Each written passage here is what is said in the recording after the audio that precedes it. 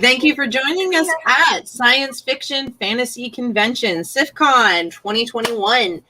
This is the last day of the con, but we still have some powerful, awesome programming for you guys. This is Magical Cultures, where we're going to dive into what makes a culture magic and how that magic influences a culture's development. And our world builders today are going to introduce themselves because they know themselves much better than I know them.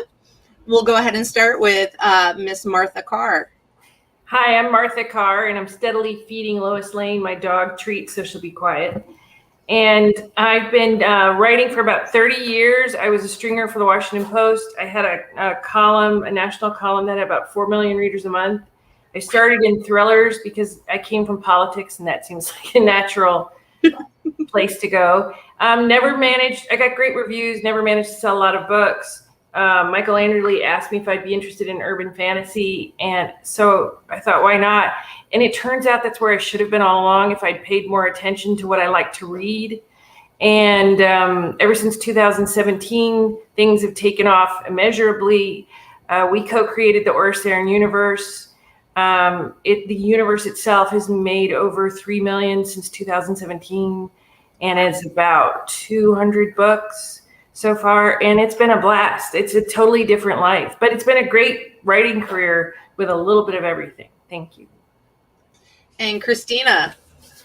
I'm Christina Gruhl, author of the In Blood and Fire series. I'm a brand new author, although I've been writing in one form or another since I was 15, starting with background stories for my role-playing characters in the dark days of the AOL created chat rooms.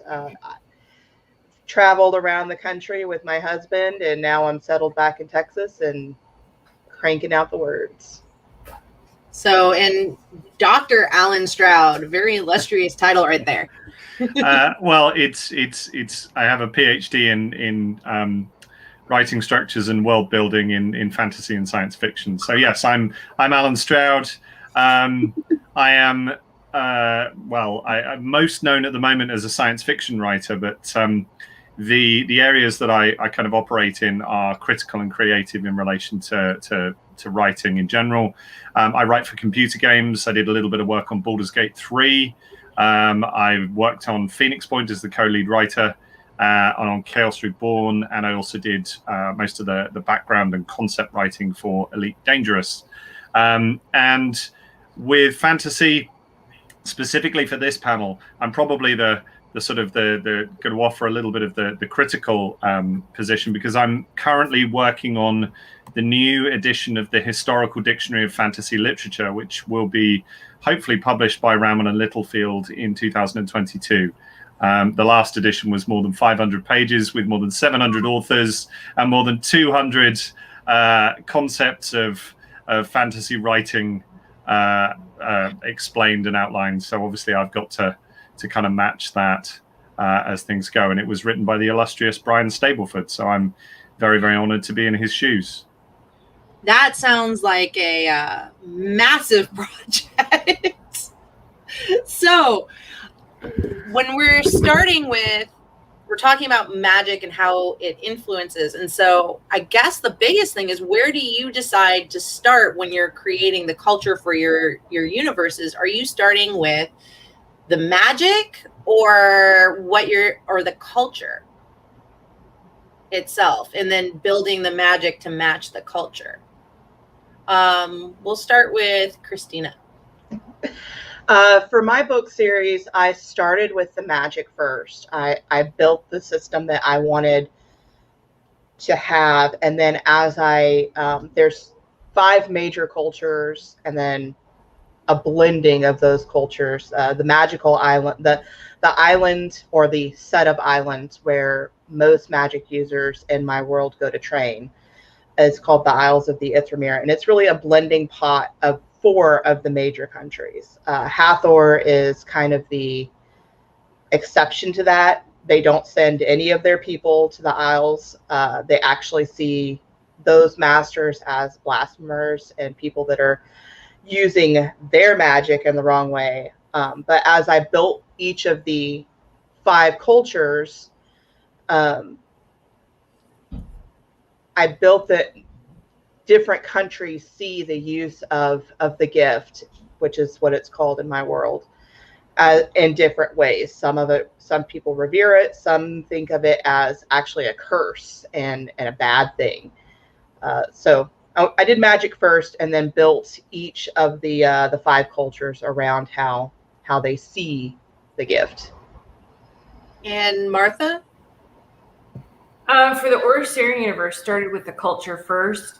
The idea that a very long time ago, magic was actually commonplace, and these 2 worlds, Orcerian and Earth, come together, and these gates open, and magic flows back and forth.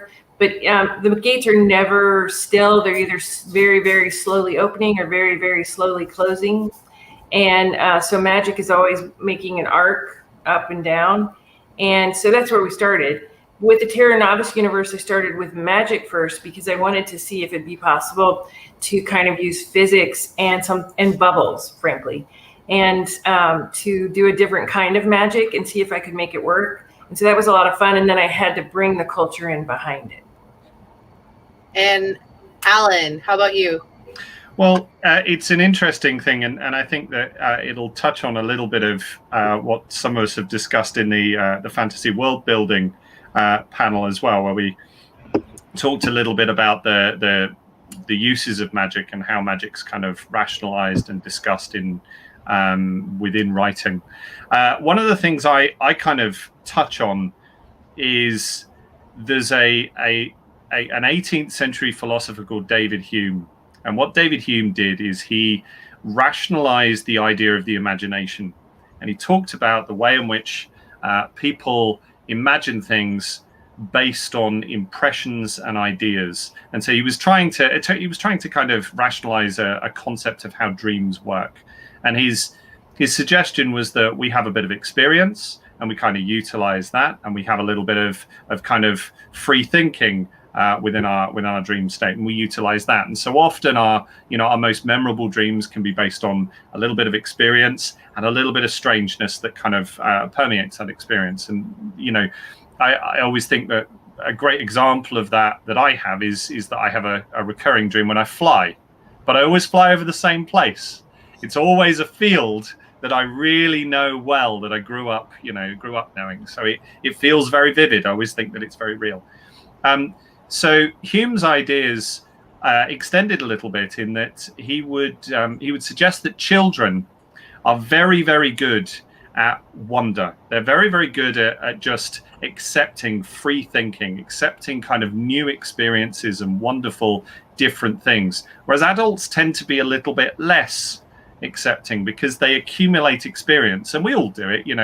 We go to the cinema, you watch a film, you come away, you come out and you go, what was it like?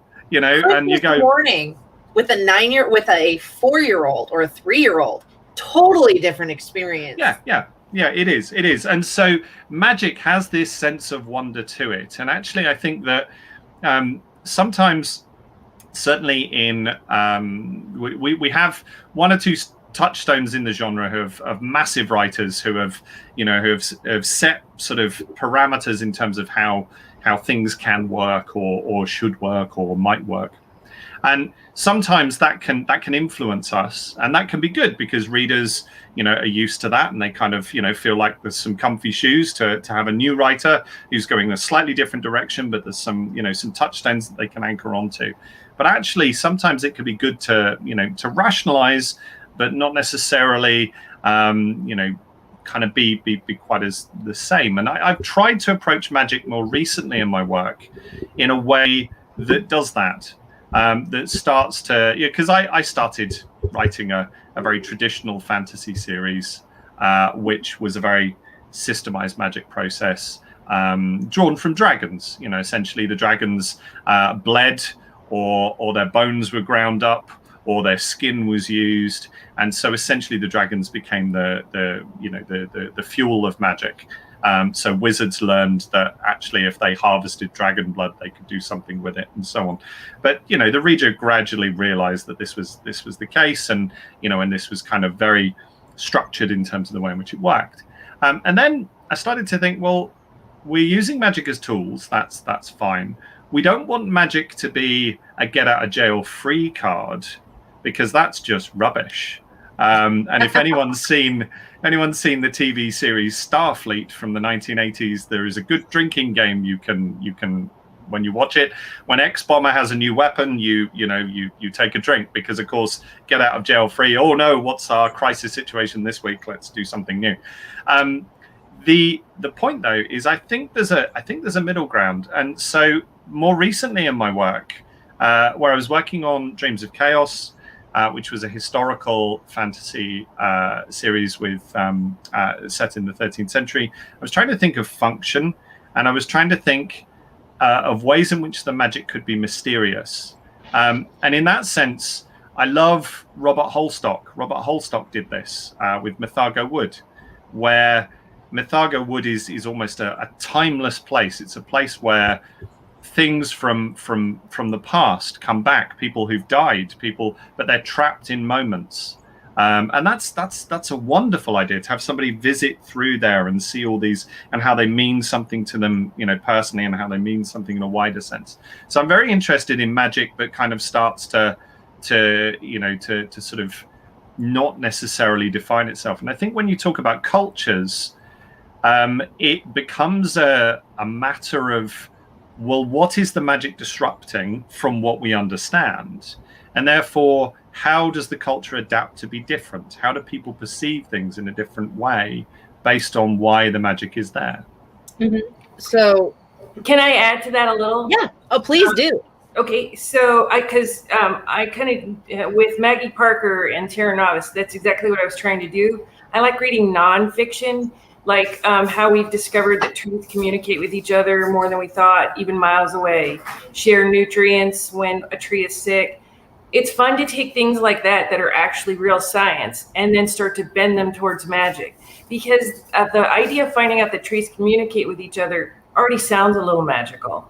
And so it's not that hard to take it another step. It's particularly when doing urban fantasy, where I'm trying to convince people that magic may exist right next to them, that maybe even they have magic they don't know about, which I think is part of the reason why people read urban fantasy, is because they want to believe that they're magical. But it's a great asset to read nonfiction science that you find entertaining, about birds, about different things, because you're going to find nuggets in there that you can use that are real and build magic around it. And it's a much stronger base to start from. So, I was just going to say, yeah, I totally agree. And one of the concepts that I've used with students before now is the tooth fairy. I love the tooth fairy. I love the idea of somebody collecting teeth, and then you twist it. So what about if she eats teeth? Yeah. It's fundamentally that actually that's how she lives. She eats teeth, or she's, as kind of was done by Pratchett a little bit, a collector of teeth in that regard, and there's something precious about that. If there's something already there in popular culture that you can kind of twist or you can play around with, that creates something that resonates, which I think is wonderful. Yeah. It also takes one step closer to, I wonder if magic is real. Mm. Yes. Yeah. I love your example of science, because I do chemistry, and I have found myself loving stories that involve any kind of alchemy. Makes me giddy happy, which is because I'm a huge dork and I love chemistry. But chemistry early on was thought to be more magical and more like alchemy. Definitely. So if you do start from the historical perspective, are you creating are you pulling from an actual historical society when you create some of these cultures before you do the magic? And if so, are you pulling how they viewed magic into your story? So for me, my Lithuania, which is one of the main countries in my book, is largely based off of England. Okay. Their forms of address. It was funny. My editor had never done anything that had royalty or nobility in it when she started editing my books, and I went on the Royal UK websites. It was pulling the forms of address for her and sending her the actual the royal family websites for I did the SEA, and that can be tricky. Yes, That's great. Yeah, So. it was. So it ended up being pasted into our style guide so that she had the information on how to do it. I did not use how they viewed magic. Lithonians revere masters, the magic users, but I did largely base that off of English society. And then we spoke about this in our world building panel. I have an event based off something from English history. So I don't know if you're familiar with the War of Roses, the Cousins' War. So I have my own Cousins' War, like a little civil war going on. So I am so unbelievably familiar with the War of the Roses. Yeah, I had a feeling you would be. If you look up my family tree on Ancestry, it goes back to I think I mentioned this. Did I mention this? Yeah. It goes back to about 800 AD. So when you said that before, I have a feeling you and I are distant cousins somehow. Oh God! I'm related to some barons in England, so maybe we're all related. Yeah, it's probably the case. Somewhere we probably all are. It all goes back to Charlemagne. It always does. Somehow, yeah. Charlemagne. Are you on? Have you done your Ancestry DNA? Yeah. Oh, I'll have to look you up later. Well, there's a massive family tree that we've done on Ancestry, and I did it a few years ago, and it was one of those moments when you just plugged into the heraldic record, and suddenly, boom, you go back like 18 generations, and you go, whoa, that's crazy. So cons create families, and sometimes it reunites families. I'll tell you an Ancestry story off screen later. Sure. One second. What were you saying, Martha? Sometimes you find new family members, but back to the historical. Yeah, I was going to say. Yeah.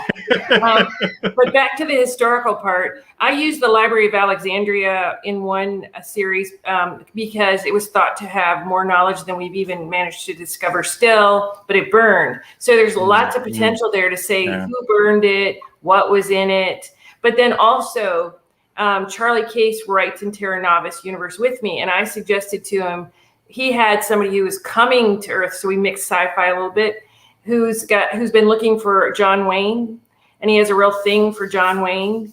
And so we got to keep using lines that John Wayne would have used. And what a disappointment when he gets here and finds out he's been dead a long time. And so I don't have to go to ancient history. More recent culture is also a lot of fun. So there are one or two things here, one or two threads that if I can just pull those together, I think it'd be wonderful to kind of contextualize. So one is transactional mechanics. So in writing, one of the things that writers do, particularly when they're writing in genre fiction, is the transactional mechanics are often the things that move the plot forward. And I've talked a little bit before in other panels about novums in science fiction and Darko Suvum's theory of the novums, where they have to be based in empirical reality. So the idea is novums only work in science fiction. Now, this has been kind of debunked by China Mieville and other writers who say, well, actually, there are things in fantasy that do the same thing. We don't call them novums, but there are things in fantasy that also are essentially transactional mechanics. Sometimes it's magic, sometimes it's technology, in science fiction, sometimes it's some other kind of thing that essentially can be utilized that is either based in empirical reality or not. But what's interesting is there are one or two authors, and I think Martha's drawing on this here, and I'm fascinated that she's doing it. There are one or two authors who blur the boundaries between the genres, but the transactional mechanics are the things that are the same. So a friend of mine, Gav Smith, wrote a series called Age of Scorpio that has Celtic mythology-based scenes alongside future space opera scenes, alongside contemporary science fiction, essentially set in modern world, but with these kind of enhanced characters. And they all use the same transactional mechanics because they're all using the same kind of nanite technology. But the Celtic warriors don't perceive it that way at all. So the writing style totally changes in those particular scenes. And the only person who can kind of connect them is the writer obviously does, but the reader does because of the juxtaposition, because the juxtaposition of the Celtic story alongside the space opera story, they kind of understand, because it's interspersed chapter by chapter, they understand it's the same transactional mechanics, which I think is fascinating. And then just to touch on the historicals. So yes, I totally agree. There are so many wonderful mysteries in history that you can kind of draw in. I use Aristotle because a lot of his stuff was lost. Thomas Aquinas I've used in stuff. Dante I used as a character who was trying to conceptualize the actual magical reality of the world when he wrote the Divine Comedy, but it was kind of, he was assassinated and it was kind of hushed up, and so only a kind of safe version was the one that was published, and blah blah blah blah blah. So there are wonderful things that you can utilize and you can kind of jump off as historical touchstones. Christina, did you want to add anything? They pretty well covered that. Alan makes a great teacher. He can, I think we should schedule a class with Alan once a month. The only thing I really want to emphasize, though, too, is that we often jump back to ancient history when there's so much recent history that would work just as well. Yes. Yeah. And you can mix in pop culture then as well, which people, I find, fans love that. I touch a little bit. You have to be careful with it, I found, though, because otherwise you can date your book, and you want your book to stay relevant much longer than 3 or 4 years. But you have to choose something that has been around so long that it really seems to have a place, or something that's older, like looking up a candy from the 1940s that maybe no one will remember, but is still being made, so that you kind of stepped out of dating the book because you've already picked something old in present time. Mm-hmm. There's ways around. Magic is, I think, kind of a key thing on fantasy cultures, but how much do you think it should influence your creation of your world and culture? Because sometimes there are some books you can actually almost shrink the magic down because, you're hiding it and it's secretive. In my first book, I don't go into... So very few of my main characters are actually magic users. I think I have maybe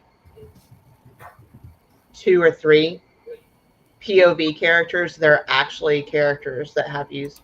I've got 4 now that actually are the magic users. So I agree with that. I mean, magic does have a huge place in my world, but it's not the end all be all. It's not the magic fix. It helps, but it's not the save the day card. Okay. And I guess magical realism is where the magic is shrunk down so much that it essentially isn't a plot point, or it isn't a mechanic. Okay. It becomes more of just part of what what the scenery is like, or the context. So and you do find obviously writers that are working there. I would have said, just in answer to your point about how essential to the culture it is, really that depends on what you're trying to achieve. I mean, John Whitburn, when he wrote A Dangerous Energy, which is a fascinating, underappreciated series, that was set in the UK, set in a kind of, it was actually set in contemporary society. It was set in in modern day, but the technological level was around the English Civil War, so it was around the 18th century. But they had magic. So of course, what had happened is that because it was set in the 1980s.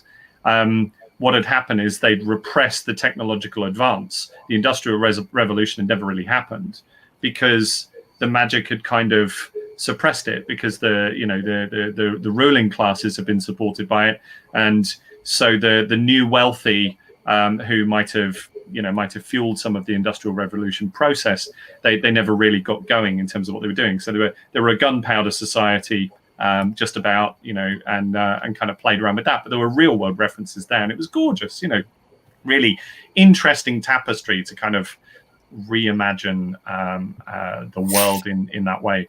And I would pick on Martha's point here. I absolutely agree. There are so many times when we go back to the same medieval, don't we? So many times that, or before, or just a little after. And some of those stories are fantastic, and I wouldn't knock them in any way, shape, or form. But that is a crowded area. And actually, if you look elsewhere, there are so many wonderful contexts that you can draw from for secondary worlds. Wonderful, wonderful contexts. Yeah, and also in the Maggie Parker story, it was set up. You knew from almost the beginning that Earth was actually a ship that had gotten lost a long time ago, that everybody thought had disappeared, and the inhabitants of Earth were really the passengers, but had forgotten. They were no longer aware, and they thought of it as a planet, but it had gotten stuck in Earth's orbit. And that actually had comical, because one of the gnomes who protects it was the one who actually accidentally steered it into the orbit. But so there, the magic was an intricate part set up right from the beginning, and it made it possible to bring different kinds of magic, because these were all passengers from different places. But in the Lyra Chronicles, the magic was secondary and really just behind the scenes. But then by the time I got to book 12 and had been reading a lot about string theory, the magic started to become more complex and more interesting, which is probably the way it should go, because the reader kind of is taking the journey with you, and it got weirder and weirder. It was a lot of fun. Awesome. Christina's so quiet. I want to make sure that she still has something to say, and I'm not facing over. Sorry. Oh, I'm pretty good at interjecting when I was actually reading the comments, and someone else, my best friend, says he would take the class from Dr. Allen. Yes. So. Dear, yeah, you be careful what you wish for. We have had many good discussions about whether vampires sparkle or not, and heated debates and conversations about that. But I mean, there are many sort of examples of things that you can introduce, and I do think that it's worth. I kind of, over the last sort of 5 or 6 years, I found myself reading as widely as I possibly can to try and appreciate what lots of different people are trying to do. Yeah. And actually, there are so many wonderful reinterpretations and new interpretations of the use of magic within texts. And one of my favorites, actually, getting back to, a lot of it is we pull a lot from European history on it, but have there been any cultures you've gone and searched out more information about how they view magic to put in? Because one of my favorites, I mentioned it on another panel, was I got so used to the European tropes that I was getting kind of blasé about it, and then I read David Sashura's Cast and the Outcast, where he really pulls on his Indian roots, and it just totally changed how I felt about epic fantasy, because he pulls a lot in from his roots on how they viewed magic culturally. So are there any that you've gone and searched out for? Yeah, absolutely. Yeah. Do anybody else want to? Christina, do you want to? Yeah. So I have another project that is on my computer. I'll eventually get to it, called the Guardian Saga.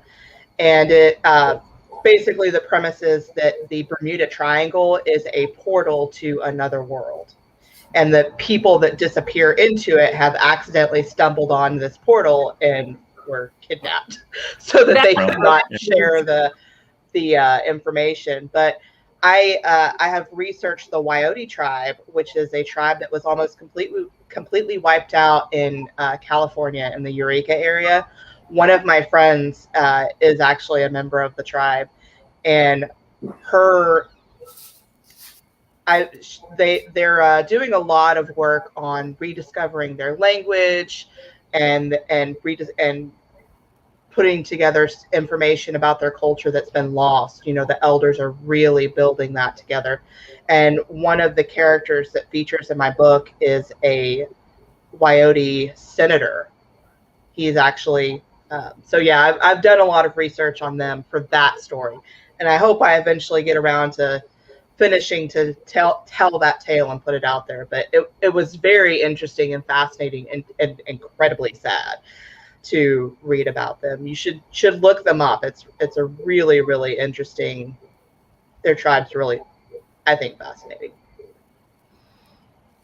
So I did some stuff on I was writing Dreams of Chaos. One of the things that was really important to Dreams of Chaos was that I'd set up a magical premise that this society of wizards could communicate with each other because they could open portals all across the world. And it was set in the 1300s, so it's set in the 14th century, in actual real 14th century. So of course you've got Dante, you've got as I mentioned, you know, the sort of the knowledge of Thomas Aquinas. You've got other, you know, great literary figures, and it's the period where the origin of the story of the four horsemen of the apocalypse seems to come.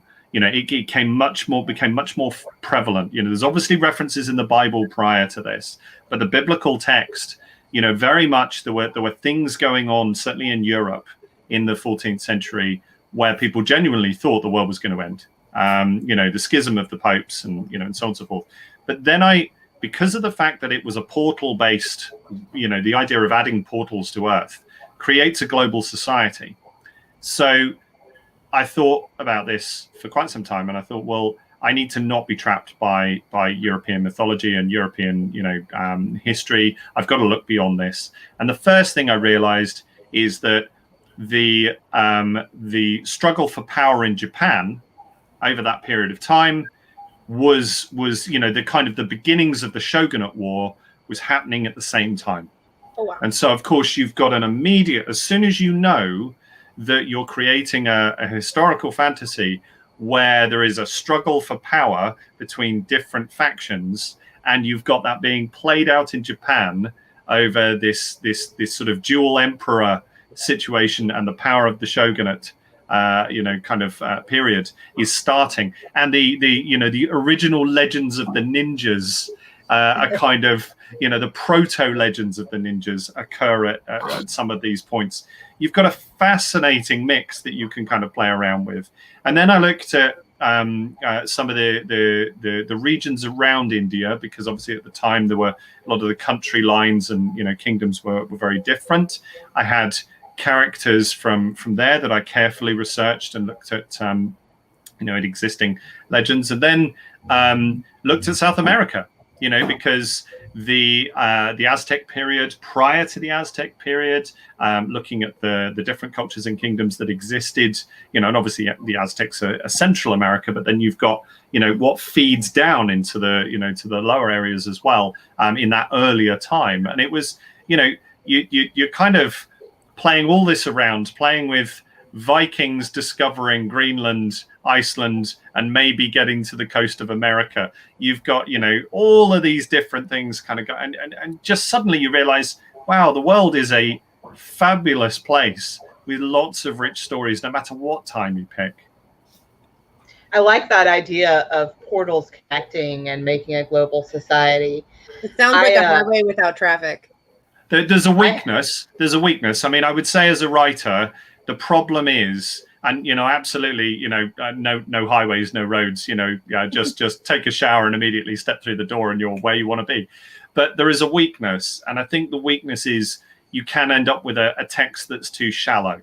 That okay. Can be the problem. If you're drawing from so much mythology from so many different places, you can end up with a text that's too shallow. And if I'm quite self-critical. You know, on reflection, looking back at that book, and I've still got a second one to do in that series when I go back to it. Looking at that book, I would look at it again and think, actually, maybe I need to, you know, to sort of find ways to make this still pacey writing, but it needs to not necessarily try to take from too many different areas at too much of the time. But it's easy to get immersed. you know, it's easy to get lost in it because there's so many wonderful legends.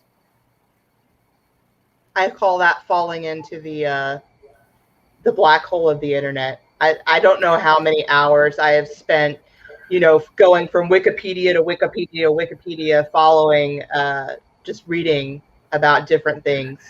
It is a shame, and do look at this on the Wayback Machine or on the archive of the internet, magicdragon.com. The site went down about, I think, 2011, sometime around there. But if you can get, and I have done recently, if you can get a capture of magicdragon.com from prior to that, or it might be .org. I can't remember precisely, but it is a wonderful website with a world timeline of fantasy and history. So there are all sorts of who was writing when and what events occurred, and you know, and all sorts of wonderful things that you can kind of go to. And I've got this really massive history book that that is literally just a timeline, and it's huge. You know, huge, really thin pages, massive. That's insane. Well, as you were talking about portals, I have something called script stones in my book, which is like a walkie-talkie. So it uses what is technically Morse code, but it's pulses of light. And you can only, it's not like we all have script stones and you dial a phone number. A script stone is basically a gem or a crystal that has been cut in half. So you have a mated pair, and you can only talk back and forth between your mated pair. So say, you know, I gave one to Siska. We could talk back and forth with our script stone, but only the magic users can use it. And they send pulses of light like Morse code back and forth. But it takes energy to do that. So it's not like you could dictate a 3-page long letter. So when I do messages via script stone, they're never more than 4 lines.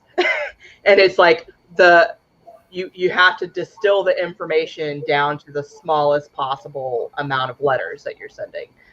But it makes the world more connected, because, you know, someone in one country can send a message to someone in the other, which is, you know, kind of helpful in the middle of a war.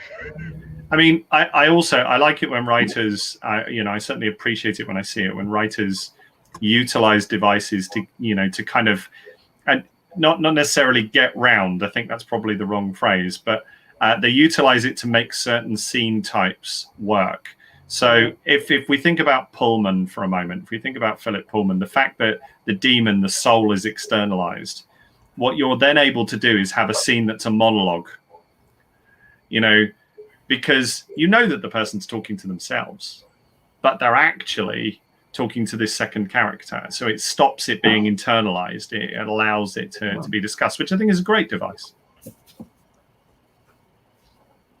And did you want to add anything, Martha, before No, okay. That was good. It's hard. Okay. It's so hard switching back and forth, all I being see quiet. are people's faces, so I don't get the rest of the body language to tell me the cue of if you're going to jump in or not. So I like to make sure I ask. So I read an interesting blog and preparing for kind of this panel on and reading on world building also from John Scalzi, and he was talking about how magic inherently leans towards a stratification of culture and a non-egalitarian society. I said that word hopefully correctly.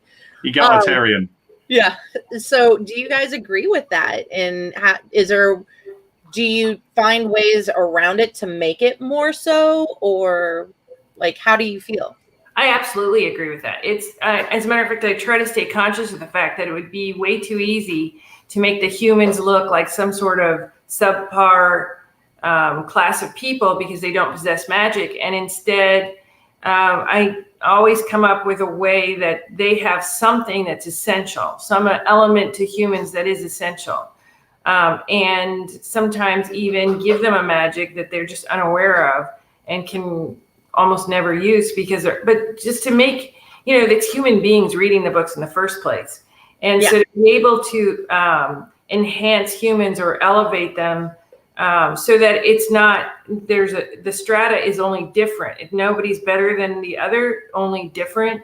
I think it's a much better message, and the fans enjoy it more. And it's always possible. Well, I mean, nobody wants to read a book where you feel like you or your type of person that you view yourself as is being put down. Well, So, or left out. yeah.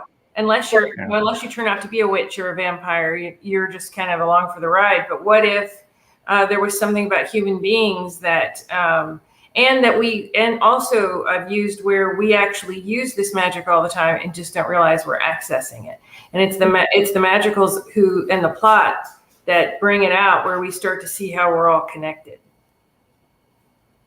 And I think there's something interesting there from Scousey's point relating to some of the writers like Jack Zipes and Brunel Bettelheim, and they examine fairy tales. You know, they looked at specifically at the deconstructing fairy tales and what fairy tales are for. And one of the things that I think Zipes mentions is that often fairy tales are used to reinforce societal structures. Uh-huh. So all the good people are handsome princes and and kind of icons of the establishment, and all the villains are kind of slightly shorter or slightly uglier or in some way. And so essentially the fairy tale is being used to reinforce the society, the values of the society that it's born from. And Zipes was basically saying, this is horrible. It doesn't, this is it's blatant when we examine it from a historical point of view. And I do think that there is a danger that sometimes fantasy structures can do the same thing. We can create societies that are utilizing magic as some sort of hierarchy of potency or importance. If you look at something like the Deathgate cycle, which was Weiss and Hickman and is fantastic, I absolutely love the Deathgate cycle. I think Margaret Weiss and Tracy Hickman did a great job with it, but it is a hierarchical system in that you have these special creatures who are super magical to special sort of types, and they're quite humanoid, but they're not human. And then you've got the humans who are structured below them, and all the worlds have been created by these special creatures, and then they've kind of lost them, and kind of let them go. And then there's another enemy special creature, and the humans are very much in the middle and kind of structured below these warring magical races. And that to me is problematic, because you kind of identify with the main characters, but at the same time you go, but actually that's me over there. I'm the peasant or the one who can't do that.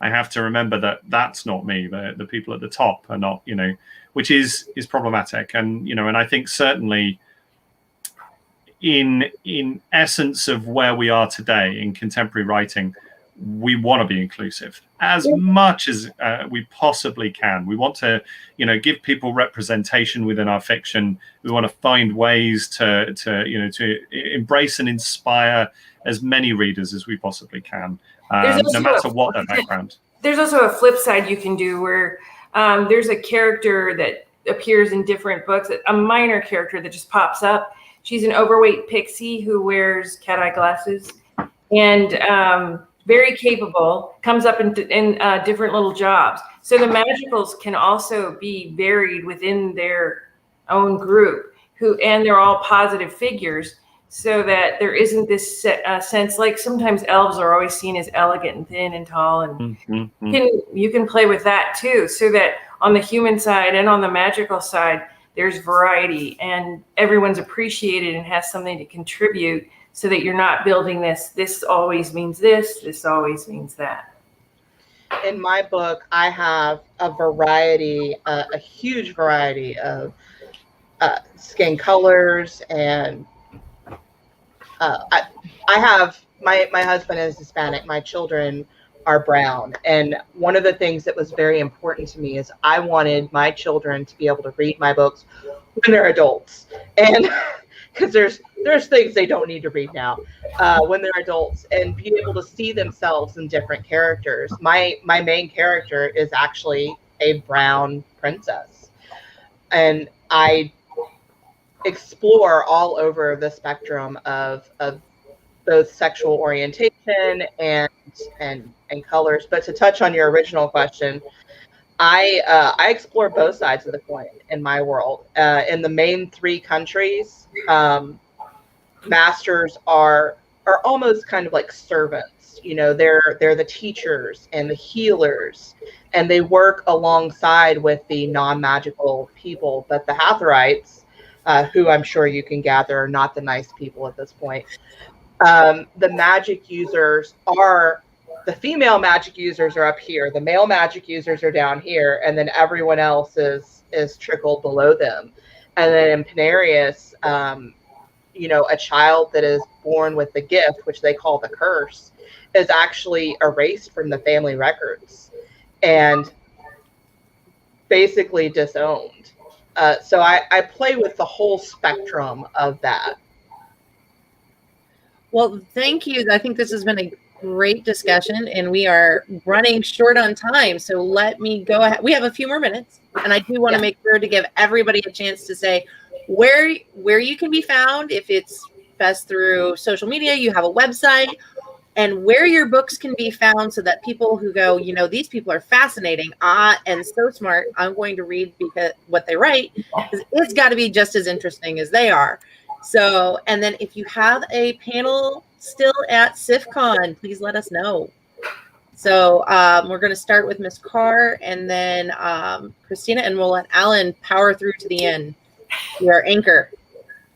You can find me at marthacarr.com. On Facebook, there's 2 groups. Groups are always the best because you can chat and start conversations on your own. Martha Carr fans and Oris Aaron fans. And all the books are on Amazon and in Audible. And in an hour, I will be presenting on growing into success and figuring out how to be sane and happy. For people who've read anything of mine and have loved the author notes, this will be kind of like one long author note. Those often get reviewed on Amazon instead of the book, so apparently people like them. Christina. You can find me at christinagruel.com. I also have a newer Facebook group called Christina Gruels and Blood and Fire. It's pretty active. I also have a Discord channel, which you can find on my Facebook group, where I interact with my fans almost every day of the week. We have, you know, just chit chats about life, and then they also follow my writing journey. I do my sprints there, so they get to see me writing live, which is interesting sometimes. And they get very terrified when my dice come out, because I roll the fate of characters. When I have 2 different paths that I can't decide, I roll the fate of my characters. So you can also find my books on Amazon. I'm in Kindle Unlimited as well. Audible is something I'm working towards soon. So, Alan. I think relevant to this discussion, I think probably one of the best places to look for some things that I've worked on is actually academia.edu, which is not the I'm not going to go into the dubious history of that particular website, but I will just mention, you know, it's not dubious in terms of being not safe for work at all. You know, it's perfectly fine for you to go and view the papers that are up there. But I have papers on fantasy and the referential language, the megatext of fantasy. There are other academic papers on there which may be of use. And I don't tend to write those kind of, and I've read those kind of academic papers that you can't kind of read, if you know what I mean. Yeah. That are a bit too difficult to maybe my keep in your head sometimes. I've read some of those. I tend to try and be as accessible as I can. In terms of my fiction, alanstroud.com has most of my fiction. As somebody poked me this week, it does need an update. I do need to put my last science fiction novel on there properly. So I will go away and do that, and I am very ashamed, and I'm very sorry, and I will make sure I do it as fast as possible. But you can also find my work on Phoenix Point, so phoenixpoint.info. the computer game that's released on Xbox and PC. And if you go to the website, you basically find all the historical world content, so all the stories that led up to the beginning of the world of the game, where there was a virus that thawed out from the Arctic and infected the world's population and turned them all into crabs. Yes, I was working on that for 3 years prior to to what happened in the last 2 years. So that was quite a strange thing to happen. I literally finished the game, and then later that year, stuff happened. So so all a bit weird. So there's a variety of places you can find me. Well, I'm Seska Small. Thank you for joining us. You can find me in my witty and off-tone humor at the Blasters and Blades podcast, where we do more stuff on reading, and it's more geared towards readers than that. We have our writers come on to talk about their works and stuff. So, You froze for I a didn't moment. hear you. Right. Kick back in. Oh, okay. There we go. So just to make sure, you can find me at the Blasters and Blades podcast, wherever you can find your podcasts, as well as Anchor FM. And we have a Facebook group, listeners of Blasters and Blades I said Facebook group. And I am done with conventions, unfortunately, for the day, but I will be checking out more of our amazing panels here at SFFCon. Have a wonderful day, guys. Thank you. Thank you.